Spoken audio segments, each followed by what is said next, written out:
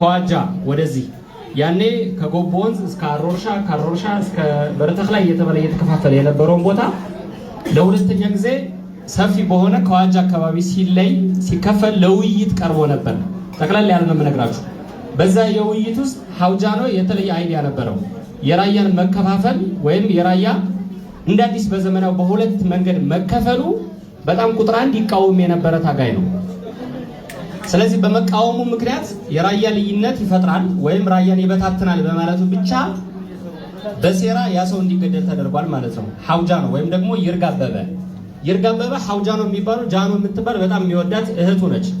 ስለዚህ የራያ ህዝብ ትልቅ ነገር ነው። የጦር መሪ ሆኖ በእህት መጠራት ማለት የራያ ህዝብ ለሴት ያለውን ክብር በዚህ በአሁን ጀነሬሽን ሌዲስ ፈረስት የምንለው የራያ ህዝብ ከሀገር በፊት ሴትን በማክበር በሴትን መጠራትም ያቀበታል ለማለት ያክል ነው። እህቱ ነች ሐውጃኖ የምትባል ወይም ጃኖ የምትባል እህቱ ነች። ስለዚህ ይህን አይነት ልዩነት በመፍጠሩ በዚህ በሴራ በቢአደን ፔሌክ በነበረው በሁለቱም አንድ ስለነበሩ ይህን ልዩነት ለምን ተቃወመ በሚል በሴራ ባለበት በእጅ ቦምብ ከጥይት ተኩስ ባለፈ በእጅ ቦምብ ተደብድቦ ተገሏል። የተቀበረበት ቦታ እንዳይታወቅም በጣም ለብዙ ዘመናቶች እንዲደበቅ ተደርጎ ቆይቷል። ከዛ በኋላ ከስንት ጊዜ ፍለጋ በኋላ የት እንደተቀበረ ተገንቶ አጽሙ ወደ አገሩ 2011 ዓመተ ምህረት አላማጣ መጥቶ በክብር አጽሙ አርፏል ማለት ነው።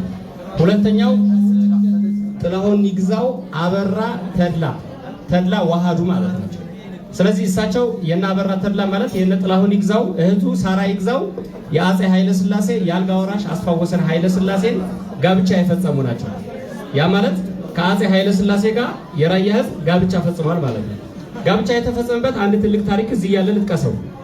በጣም ብዙ የመሳፍንት ልጆች ተቀምጠው እየበሉ ነው። ምግብ እየተበላ አጼ ኃይለ ሥላሴ ይመጡና ሁሉም ሰው ከመቀመጫ ተነስቶ ምግብን ትቶ ለአጼ ኃይለ ሥላሴ እጅ ይነሳል።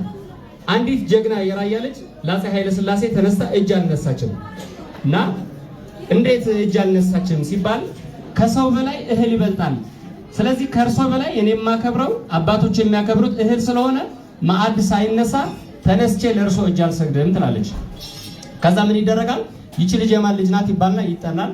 የተድላ ዋሃዱ ማለት በኢትዮጵያ የኢትዮ ጣሊያን ጦርነት ላይ የግራ ዘማች የሚባሉ የነበሩትኝ ተድላ ዋሃዱ ወይም ደግሞ ጨርጨር አካባቢ ዕርቅ ተድላ እየተባለ የሚጠራው የተድላ ዋሃዱ የልጅ ልጅ ነች ማለት ነው። ተድላ ዋሃዱ በሚኒሊክ ጦርነት የግራ ዘማች ተብለው ከአጼ ሚኒሊክ ጎን በመሰለፍ የራያ በሙሉ ከአላ ምላሽ ያለው በሙሉ ራያን አሰባስበው ዘመቻ የመሩ ግን አብዛሃ በኢትዮጵያ ታሪክ ውስጥ የራያን ህዝብ ታሪክ እንዳይጠቀስ ቢደረግም ግራ ዘማች የሚባሉ በሚኒሊክ ጊዜ በጣም ትልቅ ታሪክ የሰሩ አባት ናቸው ማለት ነው።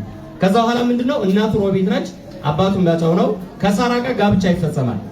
ከጋብቻ በኋላ የቀዳማው ኃይለ ሥላሴ ስርዓት ከወደቀ በኋላ የመንጌን ስርዓት የነበረውን ስርዓት ለመቃወም የተማሪዎችን አመጽ ለመጀመሪያ ጊዜ እንደ ራያ አይደለም። እኛ ጥላሁን ይግዛውን የምናስበው እንደ ራያ ዝቅ አድርገን ሳይሆን እንደ ኢትዮጵያ ከፍ አድርገን ጀግናችን ነው።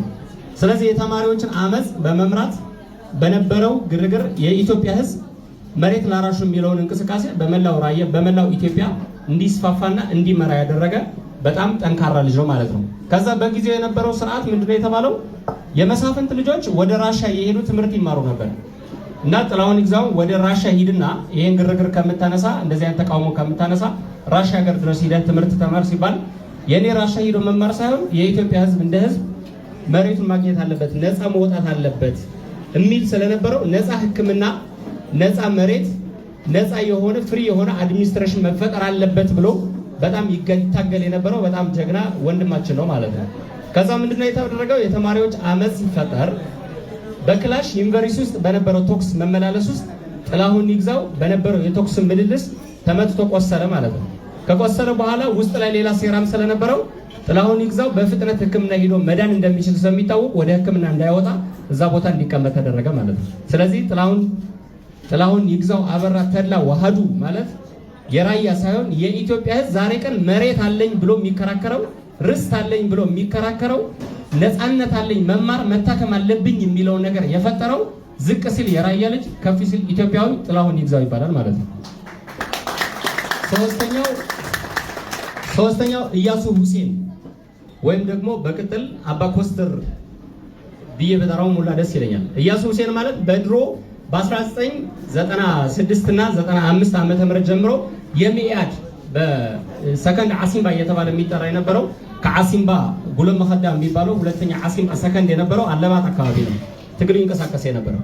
ስለዚህ የኢህአዴግን ስርዓት በመቃወም በኃላፊነት ደረጃ እስከ ወልዲያ ጀምሮ ሙሉ የሚባለውን አካባቢ በመምራት ይታገል ነበር።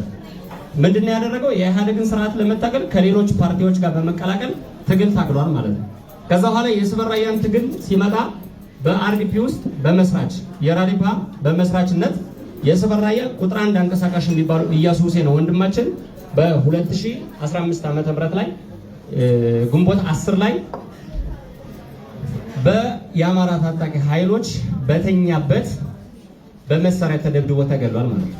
ኢያሱ ሁሴን ቲፒኤልኤፍን ደሴ ከተማ ላይ ሆኖ ሲቃወማት በጣም የሚገርም አንድ ታሪክ ደሴ ከተማ ውስጥ እየተማረ ቲፒኤልኤፍን በጣም ይቃወም ነበር እና እዚህ ውስጥ ካለ ንጉስ ካህሳይ አገዘው በአጋጣሚ በጣም ጓደኛው ነው የቅርብ ጓደኛው ነው ያቆም ይሆናል እና ደሴ ውስጥ ምንድነው የተደረገው? ቲፒኤልኤፍን በጣም ከመቃወም ብዛት አንደርግራውንድ ታስሮ ነበር።